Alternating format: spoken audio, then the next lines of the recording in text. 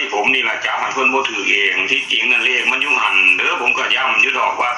เลขตัวคู่กันสำคัญที่สุดแต่ว่าผมจับไว้น่ะตัวคู่กับหางคือศูนย์ผมจับมาใส่ไว้เบิด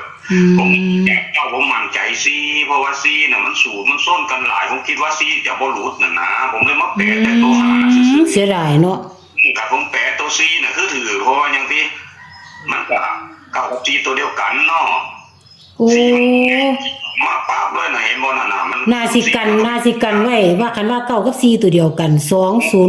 204ผมเห็นไว้มันก็มีอยู่เนี่ยเจน่าคันเอาออกให้มันจะหลายหั่นน่ะเป็นออกซุ่มนั่นแต่ว่าตามทำลายถ้ามันหลุดตัวผมให้เป็นหลักนี่มันจะไปจังสั้นน่ะนะเที่ยวนี้ก็สิวิ่ง2ตัวคือเก่าแล้วมันก็เป็นเลขตายเลขน้องคือเก่าเด้อปัญหามันสิอยู่ตัวแปรมันสิหลายตัวจังน้อยมันสิมีขึ้นมีลงแล้วก็มีตัวซุกซ่อนนะจ้าตัวซุกซ่อนก็คือตัวคู่กันนั่นแหละอันเอาไปโลดนอเจน่าเนาะจ้าวันที่20เด้อกุมภาลาวันศุกร์เนาะจ้าวิ่งเป็นเรื่องเล็กน้องคือเก่าแบบเมื่อกี้นี่ล่ะวิ่ง7กับ8วิ่ง7กับ8วิ่ง7กับ8วันนี้จับคู่74ครับ75แล้ววันนี้ก็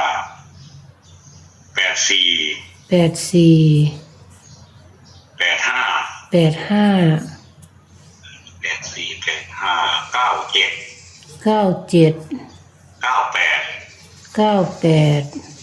ก้ามาจากไสนอกกับมาจากยานแปดคนอื่นแก่นี่แหละผมขึ้นไว้ยังตักทางเพิ่นบานนี้เอาตัวกันจังน้อยนะฮะทั้งเทือแปดหลุดนอกเก้ามากกับเก้ากับสีแลนใส่ซีใส่หานอกเอาเป็น94ตัวนึงกับ95ตัวนึงเด้อเจ้าน้ำกัน94 95เนาะทางไว้เพราะว่า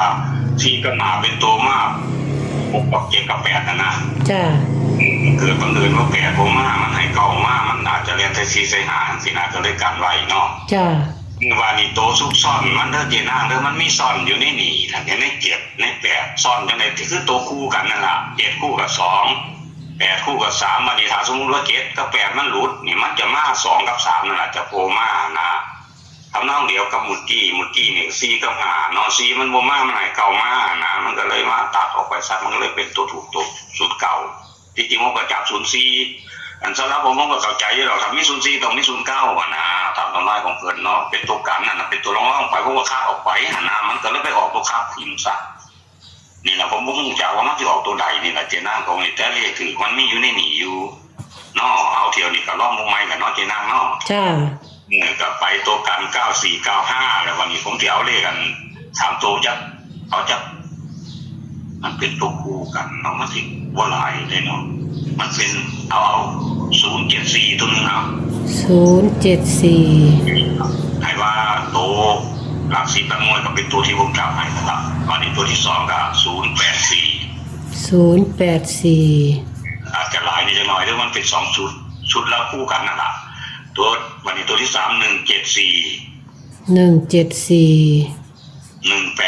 มี4ชุดนี่ล่ะ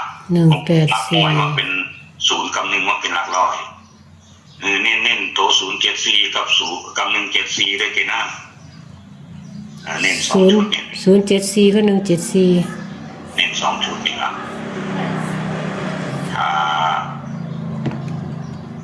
เพราะว่ามันตัวคู่กันมานี่มันทำนองนี่เด้อถ้าสมมติว่า7หลุดปั๊บนี่มันจะมี2แทน7ทันทีมันจะเป็น24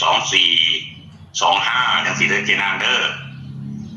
ตามทำลายเพิ่นเนาะวันนี้เอาโตที่ผมเฮ็ดไว้เป็นโตที่มันสิพีออกไปมีอันนี้เนาะซุมนี้เด้อเจน่าเด้อโตที่ผมคัดออกเพราะมันว่ามันไปออกตัวคัดออกเนาะจ้ามี24ตัวนึง24แล้วก็25ครับ34มีเท่านี้แหละถ้ามันดีออกไปเด้ถ้าตัวร่องถ้าตัวแทนมันมาถ้าตัวแทนมันบ่มาบ่เนี่ยมันให้แบบขึ้นแต้มต้องแต้มเนาะยังตัวเดียวที่ผมบ่ได้จับไปให้คือ6เด้อผมถือว่า6อยู่นำเก่าแล้วเด้อเจนางเด้อเที่ยวมื้อก่อนมันก็เอาอยู่ผมถือว่าเก่าน่ะจะอยู่นำ6อยู่นำเก่าเป็นตัวเดียวกันมันดิ้นได้คันผู้ใดสิซื้อเลขมีเก่ามี6อย่าลืมแท้ๆในตรงนี้คือนี่ถ้าสมมุติว่ามันขึ้นแต้มมันลงแต้มก็ลงได้แค่6เท่านั้น ขึ้นบ่ได้มันมีแปดแล้วแปดขึ้นไปก็มีเก้าผมจับดักไว้แล้วเด้อเจนางเด้อแล้วมันเลยมีปัญหาตรงหกนี่แหละมาปีนเอามาใส่สี่ใส่ห้านี่แหละเป็น64 65ไปจังสี่นะ 64 65ถ้าสมมุติว่าหกมันมาถ้าสมมุติเจ็ดบ่มาเนาะตามทำลายสูตรที่มาแต่ว่าเนื้อกันนี่แหละที่ผมเมทไทยนี่แหละใน74 75นี่แหละ84 85นี่แหละไอ้โต97 98ยังล่อง74 75อยู่เด้อเจนาเด้อแต่ว่าผมจับร่วมกันในชุดนี้ให้ เน้นที่7475เนาะ2ตัวนี่แหละเน้นแห้งผม2ตัวนะตามทำลายสูตรข้าก็จะเข้าแล้วว่าตามทำลายสูตรมันเป็นแบบนี้นะ